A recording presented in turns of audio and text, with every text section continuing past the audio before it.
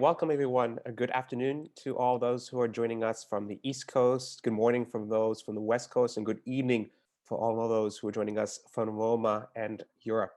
My name is Ethan Marcus. I am the Director of Communications for the Sephardic Jewish Brotherhood of America, the national umbrella organization for the Ladino-speaking Sephardic Jews in the United States, originally from the Ottoman Empire and Southeastern Europe.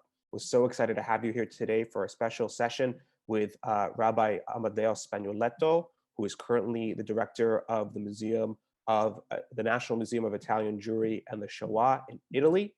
We're so excited to have him as a wonderful teacher here with us today. Just so you all know, this is all through what's called the Sephardic Digital Academy, an online learning center of Sephardic Torah, Halakha, Jewish history and culture, Ladino language, and so much more. If you're ever interested in learning more about some of our other classes, please go check out our website, sephardicbrotherhood.com/Sephardic Digital Academy. It's now such a pleasure to also thank two of our partners for this program today, the Centro Primo Levi in New York, who is a wonderful center for everything Italian Jewish in New York and around the world. They do some wonderful programs. You should certainly check them out on the website, primolevicenter.org, along with the National Museum of Italian Jewry and the Shoah in Italy, which Rabbi Amedeo is the director of. A few words about Rabbi Spagnoletto. Rabbi Amedeo Spagnoletto obtained a degree in history and completed his rabbinic studies at the Collegio Rabbinico Italiano. He graduated from the Vatican School of Library Economics and attended various rabbinical institutes in Jerusalem, where he was awarded the degree as a Sofer. For 30 years, he has been a scribe and restorer of Jewish traditional text in Rome and worked for many Jewish communities and institutions around the world. He also conducts research on Hebrew bibliography. He has published widely in many catalogs and volumes on Hebrew books and manuscripts, treasures of Italian collections. He is also the author of several volumes on rabbinic literature and Italian Judaism for the general public. He teaches at the Collegio Rabbinico Italiano, where he's also a member of the Master of Jewish Studies at the UCEI, which is the National Umbrella Organization for Italian Jewry. And he was previously served as the chief rabbi of the Jewish community of Florence. Rabbi Spagnoletto, bechavod, whenever you're ready. Just need you to unmute. Good evening, everybody, and nice to meet you, everybody. It's really a pleasure for me to speak to this very, very important audience. First of all, I want to apologize about my English. That is not my tongue language, but even less than a thought language. It means that I try to speak in English, but you know, if you hear several mistakes, please apologize. Secondly, I thank you a lot to Sephardic brothers who organized these lessons, this conversation with you, and it's just to pass a little bit of time telling you about my job. That is a really special job. Think about that here in Italy, the Sofer, the scribes who are active here in Italy are very, very few. And I think that you can count them on a hand. And therefore, it's a really pleasure for me to be one part of this heritage and this special history that go deep with in the Italian history. Therefore, I would like to share with you, I prepared some slides in order to sharing with you this conversation, and therefore I pass immediately to this. I hope that make me a sign if you see something. Yep, we see it. You see everything. Now I want to begin by the first. Okay.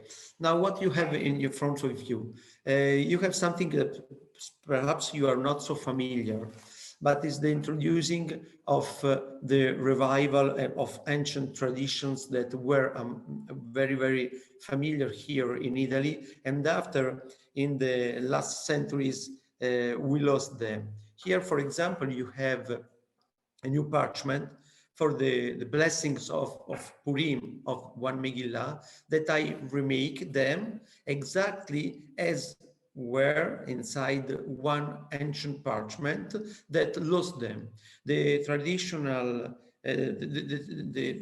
tradition here in Italy was to have an apart parchment when the scribe was writing the Megillat Esther. Perhaps all of you are familiar with the Megillat Esther, and some of you also noted that sometimes in the beginning and at the end of the parchment of the Megillat Esther are written the blessing before and after reciting the Megillat Esther. But no several people knows that there is another tradition of making an apart parchment for the blessings of the Megillat Esther, like this one. And in the several centuries, especially for the ancient Megillot that we have of the 16th and 17th century here in Italy, sometimes we have lost the parchment apart that were made for the blessings. And so for one of these Megillat Esther that is kept in the Jewish community of Roma in the museum, there was anymore the parchment for the blessing. And so I reproduced exactly like in a twin Megillat that had them, exactly the blessing as you can see. And so I have chosen this new parchment as a beginning and opening of this my conversation. I don't know exactly how long I can speak, but I hope that 20 minutes at least I have. And so if somebody want to stop me or to tell me exactly how long must be my conversation, is welcome. I want to begin with the sitting of the Talmud Bavli Eruvin, when we can understand exactly the importance of being a scribe, like you can see by the translation of these Talmudic passages. כשבאתי אצל רבי ישמעאל, אמר לי, בני מה מלאכתך? What is your job? אמרתי לו, I told him, לבלר.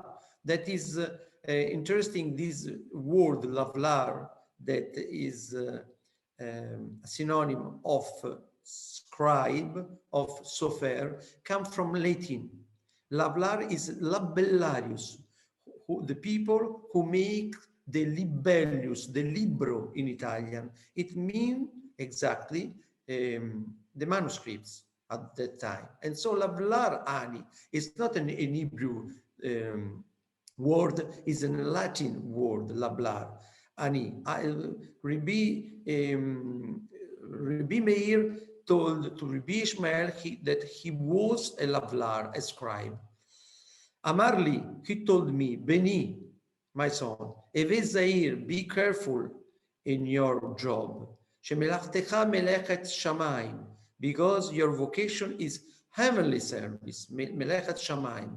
Shema atam machser otachat. Perhaps you can omit one letter, or meyater otachat, or you can also add one letter, and all the word find as destroyed. It means that the responsible of the scribe, when he copy the holy text, is very, very high.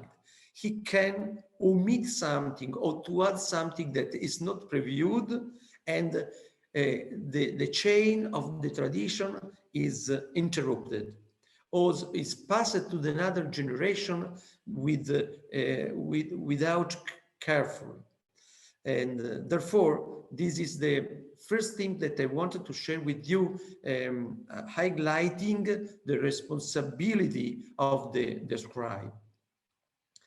The second slide that I wanted to show you that introduce us of the heritage of the Italian Jews in Italy is to show you through this map how many there were the Jewish community in the middle of the 19th centuries.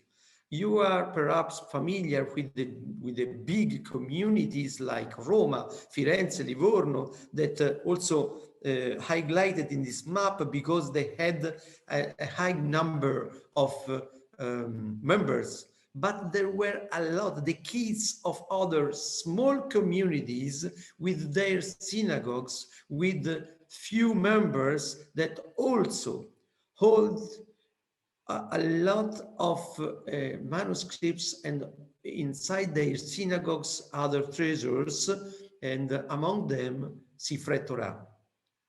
So you must know that during the 20th century, almost 90% of these small communities ended their life. It means that through the World War II, the Shoah, and also because there were many people settled in the big cities and abandoned the small towns. We had a lot of synagogues where there were no more Jews, but the heritage sometimes passed to the big cities, to the big communities that hold all the treasures that had the small one communities. During these centuries, also the medium community after the Shoah passed to be small communities. And so also the heritage of the medium and the small communities find itself in a very dangerous situations. Or sometimes was abandoned and not kept and how do you say, conserved in a right way. I want to show you one picture telling you about the Italian Geniza. When we speak about the Italian Geniza, what we mean? We mean that sometimes in the medium communities or small communities nowadays, more than the scrolls that they are using to use during the celebration in the synagogues, they had several other scrolls. Why?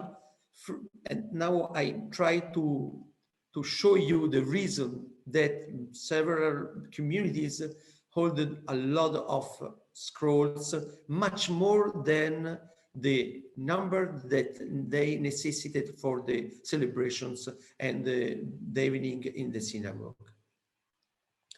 Look at here, this is a cellar inside another Italian community where are stored several scrolls, much more than the 2 or 3 scrolls that are in use in their communities. I want to show you now something interesting. You can see the different colors between the specimens that in front of you. There are several that are quite white, written on parchment, tanned with soak, and other one brown that are tanned in another way with gallnut. Is another way of tanning. Usually the brown one are much more in use in Sephardic community and the white one in Ashkenazi community. In Italy, we have this interesting future that of using tanning and preparing the Sifrei Torah, the scrolls, in both of the way. And therefore, in one Italian community, you can find at the same time different kinds of scroll written on gvil, that is the brown leather, and on white parchment, kelaf. Now I'm passed to give probably the reason of having a lot of scrolls inside the synagogues and inside the Jewish Italian communities. One of the reasons I already told you, that the storaging of the scrolls belonged originally to the small community. When the small community ended their life because there were no any more Jews in the town, passed all the scrolls at the medium communities, and therefore nowadays in medium communities we can find several scrolls that originally didn't belong to their members. But furthermore, I want to share with you the statement from the Talmud Bavli, Sanhedrin. Amar Rava, אף על פי שהניחו לו אבותיו לאדם ספר תורה, מצווה לכתוב משלו, שנאמר, ועתה כתבו לכם את השירה. It means that read the precept above all the Jews of writing a proper, a personal Sefer Torah. And even though his parents, grandparents left him scrolls or books, is a mitzvah open to him to enlarge the collection, enlarge the possibility of holding Sifrei Torah and books, in particular, library, and therefore several Italian Jews fulfilled, as everywhere in the Jewish world, the precepts of writing personally or through a skilled scribe, a Sefer Torah, sometimes for their own purpose and use.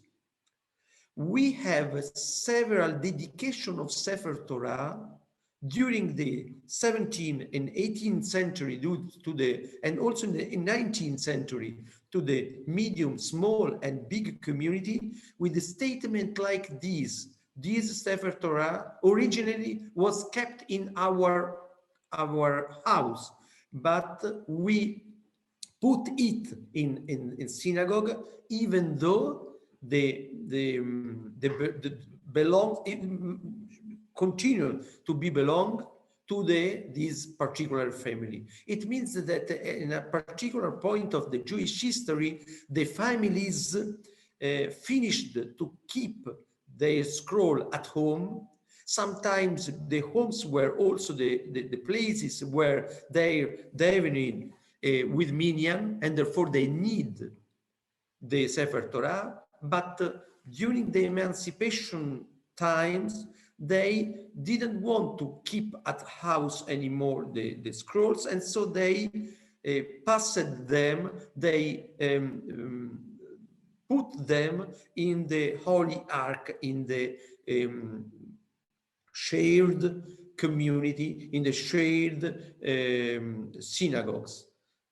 Depends of their right, of course. In the same town, sometimes there were much more than one synagogue of Ashkenazic rite, Italian rite, or Sephardic rite, as was familiar in several Jewish communities in Rome. In the center and the north of Italy, communities like Mantova, Venezia, Ferrara had the three rites together. Members of the community belonged to the Ashkenazic rite, Italian rite, and Sephardic rite as well. And therefore there were three or more synagogues. And so we are coming across the reason of the multitude of the specimens of the scrolls inside the Jewish communities. Let's go ahead. And so, as I showed you in these cellars of the community, I show you the white one Sefer Torah. And so now I want to show you exactly, specifically, what it means to have the soak tanned Sefer Torah.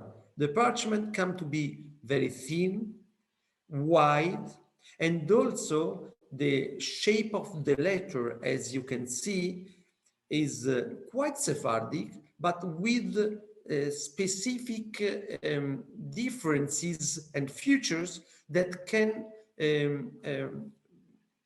approach them, you can see and understand them as Italian features. The second kind that I show you in the multitude of Sefer Torah shown before is the Sefer Torah written on Gevil. As I told you, the Gevil scrolls that belonged to the Sephardic traditions, not only also the Oriental one and the Yemenite one traditions, is a galnat tanning. What is the galnat? This is the galanat. The galanat is something coming from oak, the tree oak, where the gala is the reaction of insect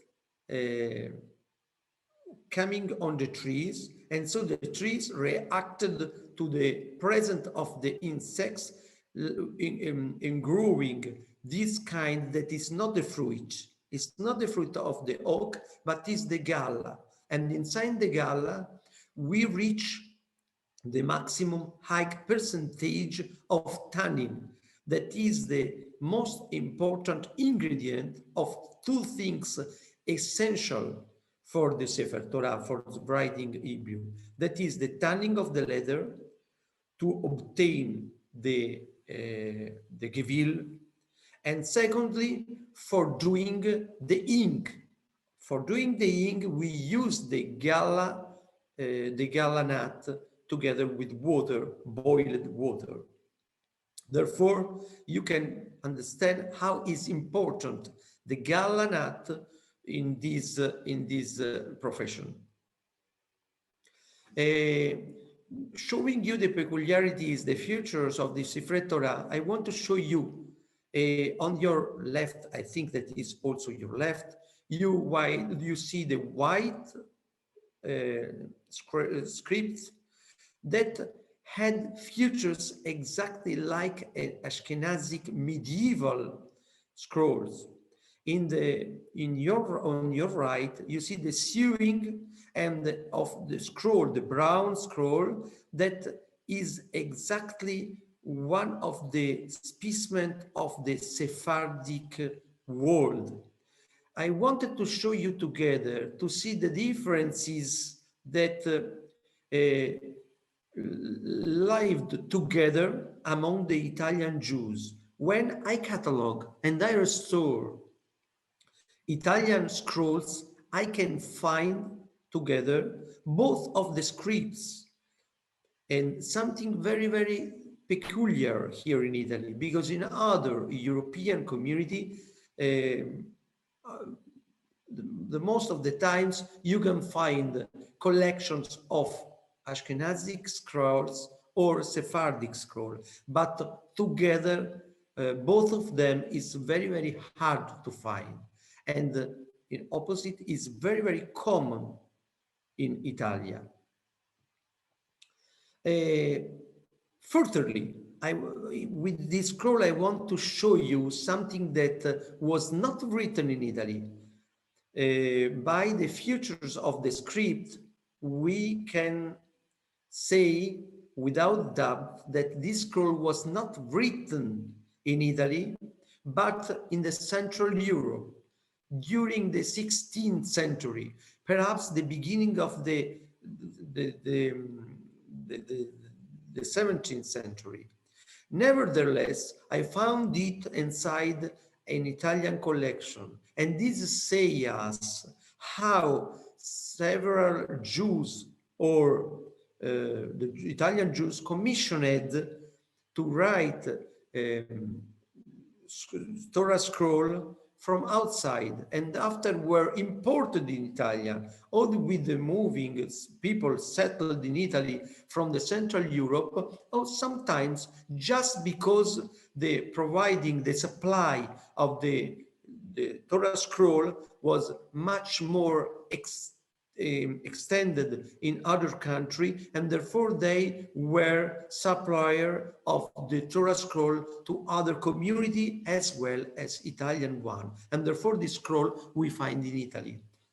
The anxiety of the scroll you can see by the strange signs upon the Lamed letter, or if you see carefully by the doubled space left between the verses.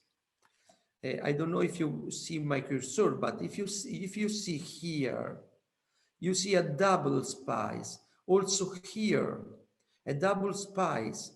Vaidaber Hashem el Moshe lemor, double space because it's the end of the verses.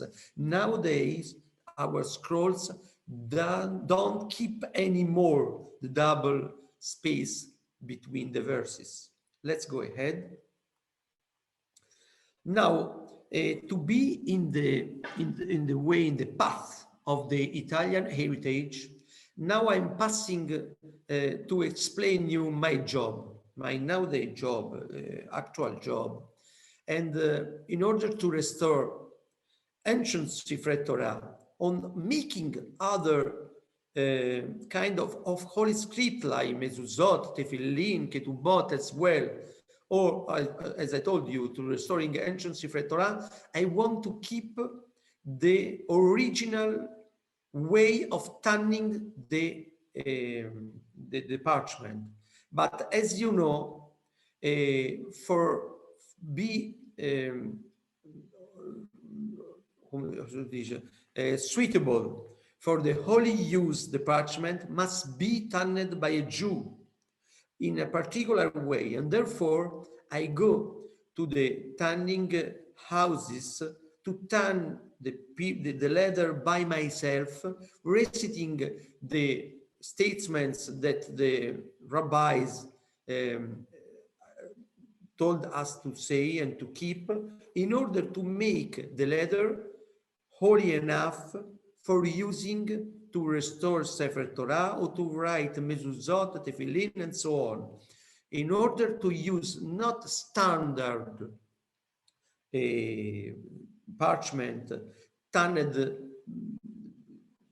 among usually in Israel or other country where is used lamb's parchment, but I'm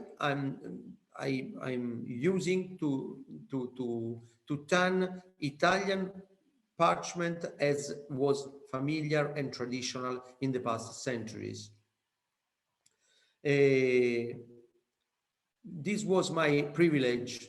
In the middle of the emancipation time, in the Jewish communities ended to write new Sifrei Torah.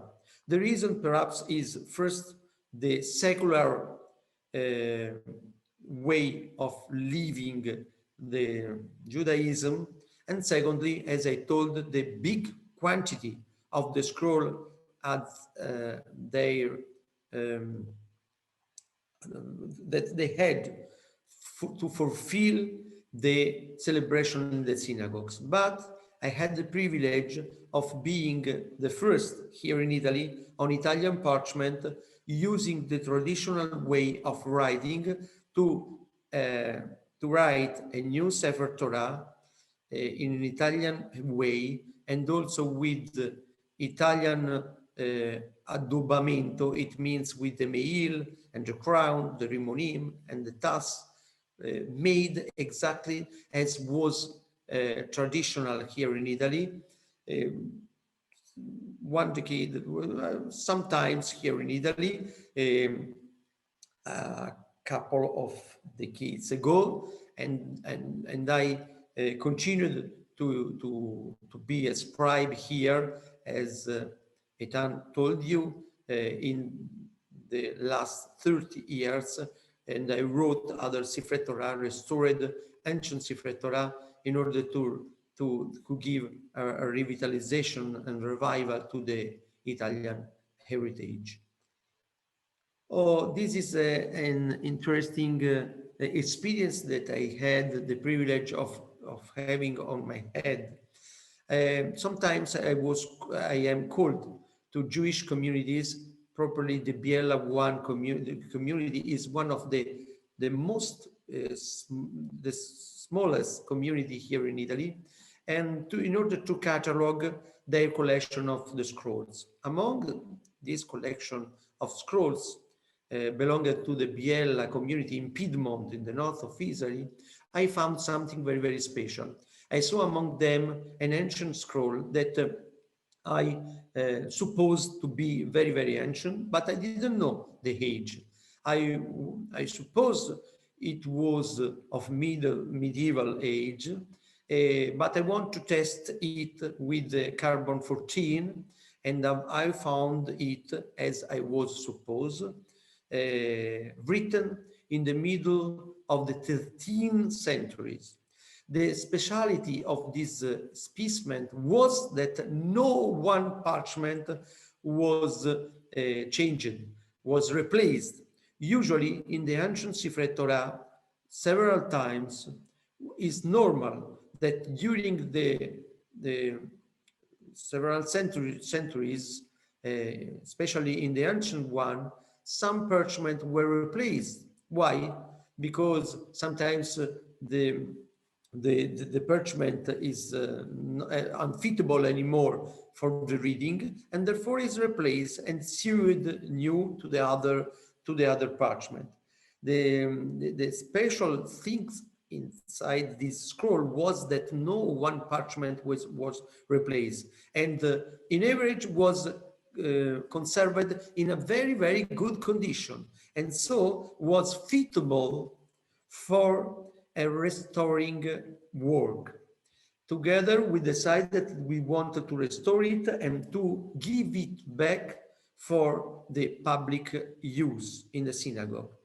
And so, in the Biella synagogue and in Vercelli synagogue, that is very close, they now are using for special occasions, bar and bat mitzvah, or sometimes when they open the synagogue, because they don't open, since they don't have minyan in a simple Shabbat, sometimes for holidays and other occasion, they open this scroll and they read from this medieval scroll that is considered the most ancient scroll in the world still in use. We have other scrolls written very, very close to the age of this one. Some of them is supposed to be 20 or 30 years before, but first of all, other pieces have replaced parchment, and secondly, are concealed and therefore unfitable for the synagogue using. This is the only one medieval in use, still alive, and belonging to a Jewish community in the world. Besides this, there are other interesting works that I'm keeping to do. Apart another thing about the peculiarities of the Biella specimens, as you can see, you see the script that is in medieval shape. I was aware immediately as I saw the shape of the script that was written in medieval period. But you can see by yourself, if somebody among you is familiar with the different scripts, Jewish scripts during the ages, and you can see immediately that this Ashkenazic shape of letter belong to the medieval age. Look at the abnormal letters that you can find in this special scroll. Vayamot terach becharan. Perhaps you, if you can read in Hebrew, you can not understand the letter with the sign, because it's very, very strange. It looks like a cough, but it's the Nun Sofit. It's a Nun Sofit, very, very strange, because at that time they were using to fulfill all the rules written in the Sefer that were, and other books that speak widely about special letters and spiral letters, like you can see in the second pictures inside the word mispar. In the mispar, you can see the P is a spiral one, and inside the P there is another small one, like a spiral, and was very, very common during the Middle Age, and also in the other times till the 18th centuries here in Italy, and also in the Ashkenazic world. Oh, the restoring treasures of Italian heritage. Now here these are pictures that I'm restoring one of the most beautiful Megillot Esther, belonging to the Jewish community of in Italy. Exactly, it's the Jewish community of Padua. They had this Megillat Esther, was exhibited in their exhibition, was displayed in the exhibition, but was anymore used on Purim, because was concealed in several passages, and so they gave me the privilege of restoring it, the parchment and also the script, and nowadays is back in use for Purim in this Jewish community. By the way, this was copied and illuminated in the middle of the 18th century. Oh, this is another topic of my job. Is also to write new Megillot Esther and other holy scripts. This was written by me just 15 years ago, and you see on the bottom the drawing of the Megillat Esther, and they are exactly the content of the passages written on above. Below you can see the drawing and of the passages written above. And this is the Holy Ark of the Roman synagogue. And since was donated to the synagogue of Rome, the donor wanted to show the Holy Ark. And therefore, in the synagogue, when the cantor raised the Megillat Esther on Purim, on his back, he has the Holy Ark, and in front of him, he has as well the Holy Ark with inside the Megillat Esther. Sometimes we make also other works like ketubot for couples marrying here in Italy, but also who married everywhere in the world. I wrote hundreds of ketubot for marriages made around the world. Be safe. The gift given to the Pope is not the ketubah for his marriage. Is another thing. It's just a psalm given by the chief rabbi of Rome to the Pope Paul the First, Johann Paul the First, and it was the gift when he went to visit him, and I had the privilege of writing and drawing the illuminating this salve. Other things that I am used to do, for example, this is an Agada that I wrote for one man who wanted also to publish it, and the peculiarity of this Agada is that all the rules that usually you find inside the Agada of what to do during the Seder, instead of being written in Italian or in Hebrew, in this Agada are written in Judeo-Romanesco. It means the language used by the Roman Jews till the beginning of this century. That is a mix between the Romanesco, the language used by the Roman inhabitants, and the Jews. And it's something like the Yiddish, but applied to the Italian Romano language. And so all the rules and the announcements that you are used to say during the Seder are written in this specific Italian language that is a Jewish language, like Yiddish, as I told you. I'm close to my finish. Perhaps there is one more slide. Okay, and this is, I think, the things that I love a lot, because it's something that connects us to Eitan and to the Yanina synagogue, the Greek synagogue there in Manhattan. Because one time, 3 or 4 years ago, I went to visit them, and I saw at the display several aleph. That the aleph is the blessing made for the new birth, and made before is a blessing before the Brit Milah. And there were a lot of these aleph.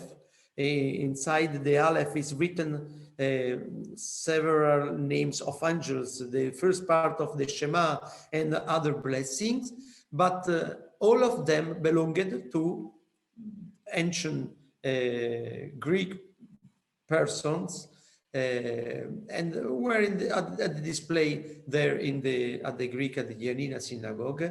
And I asked them if was still alive this tradition among them when there is a birth. And they told me that they hadn't anymore aleph to use. And so I wrote for them a new aleph, and I illuminated it as well. And they made copies of it. The original one, I hope that is still kept in the synagogue, or I don't know where, but they made copies. And you can see it's not filled at all, because there is the name of the children, the baby, and the date that is blank, because with the copies, they can use it for the new children, the new babies, that bless God will birth inside their community, in their congregation, and after the Brit Milah, they can fill the blank space with the name of the child and the date of the birth of the Brit Milah. And so this is a link, still alive, and for the eternity, that linked me to this Yanina synagogue there in Manhattan and all the Greek friends of there. So with this slide, I want to finish my conversation, and perhaps you have questions that I am happy to answer. Thank you so much. Thank you so much, Rabbi Spagnoletto. We have some questions in the chat. We have one here from Rabbi Azos, actually, who's a friend of ours. He's asking, do the Italian Sifrei Torah contain a special mitpacha, what we call in the Ladino the fascia, the cloth wrapping protecting the parchment from the Sefer Torah?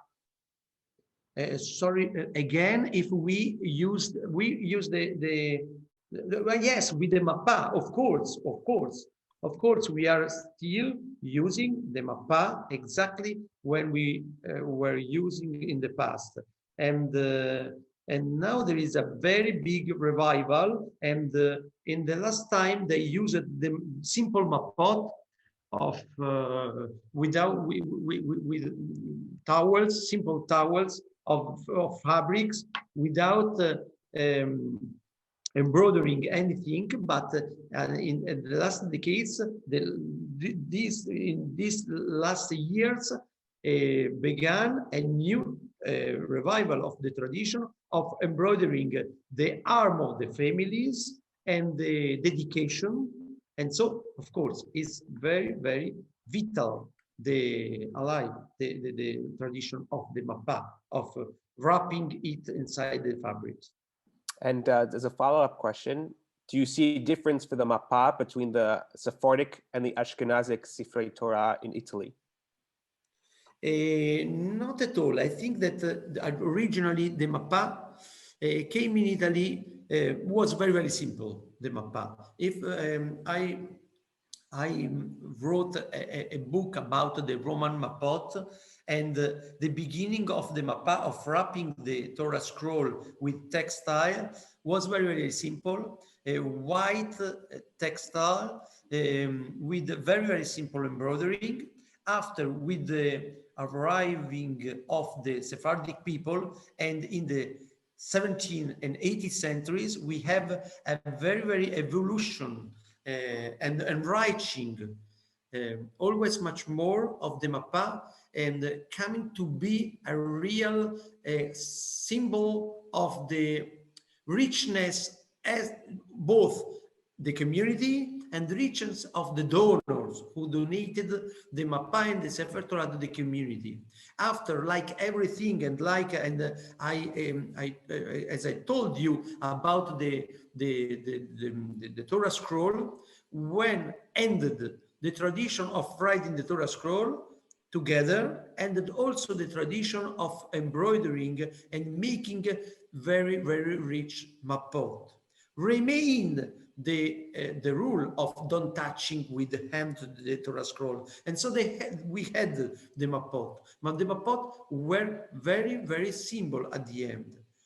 During all the 20th centuries.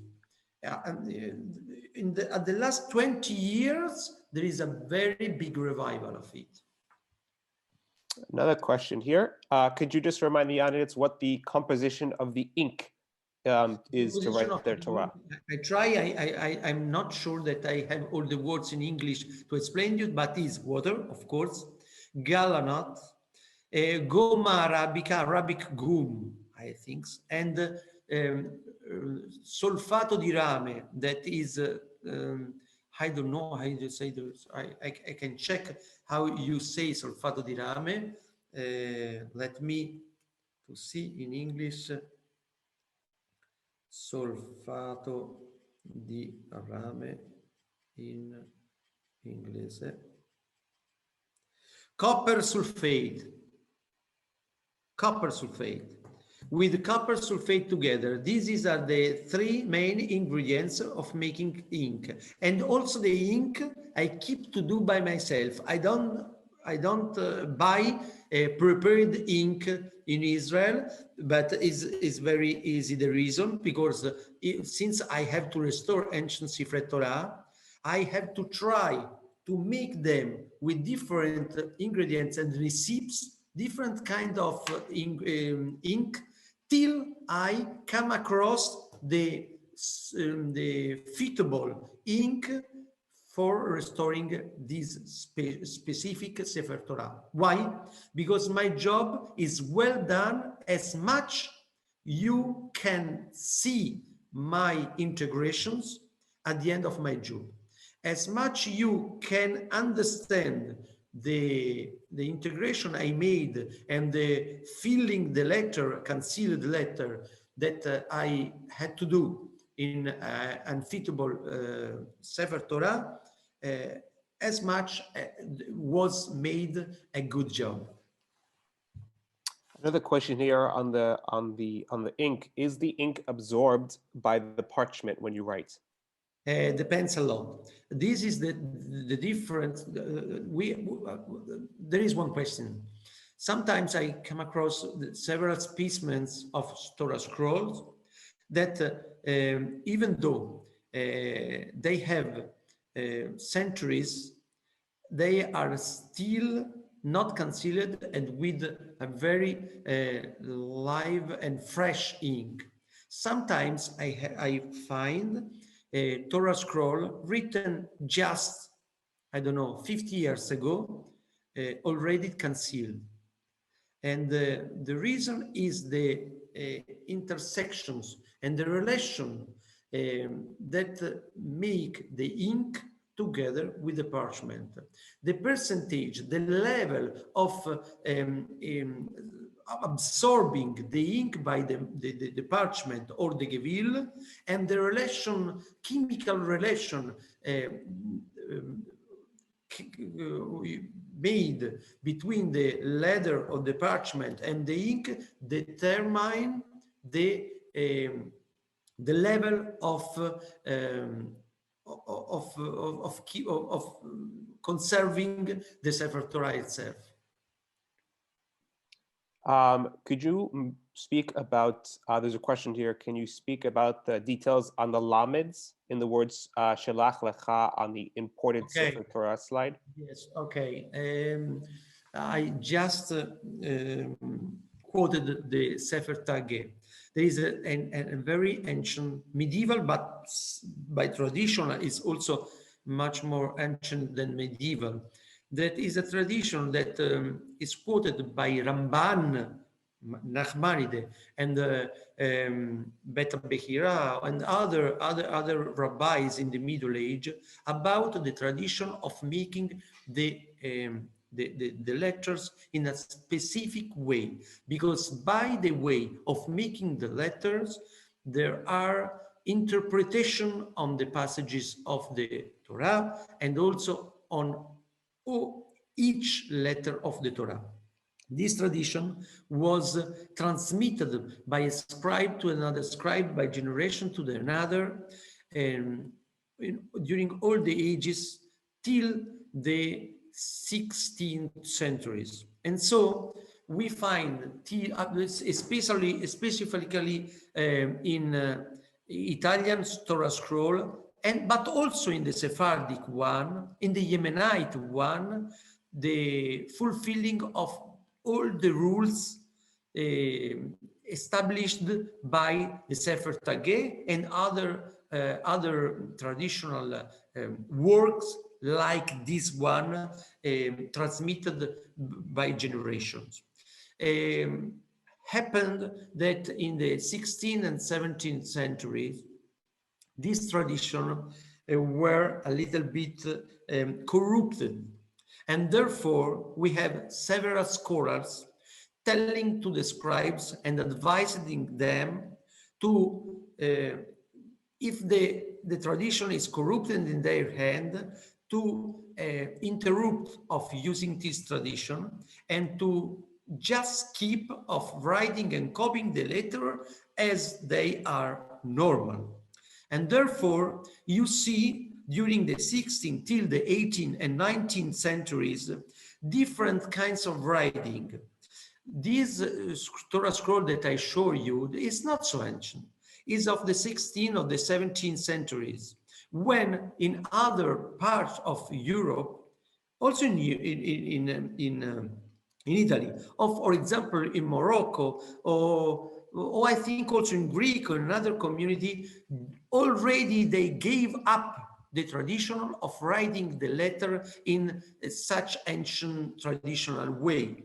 But in other communities like Central Europe one, in some kinds, also in Italy, the scribes kept and didn't observe the new statements of scholar of giving up the last tradition because are corrupted. And so they continued to use them. Now, as you know, by Talmudic passages, you know that all the tagim It means the very thin lines upon each letter were interpreted by rabbis and by scholars. And this is a very known midrash about Rabbi Akiva, who interpreted all the small lines upon each letter.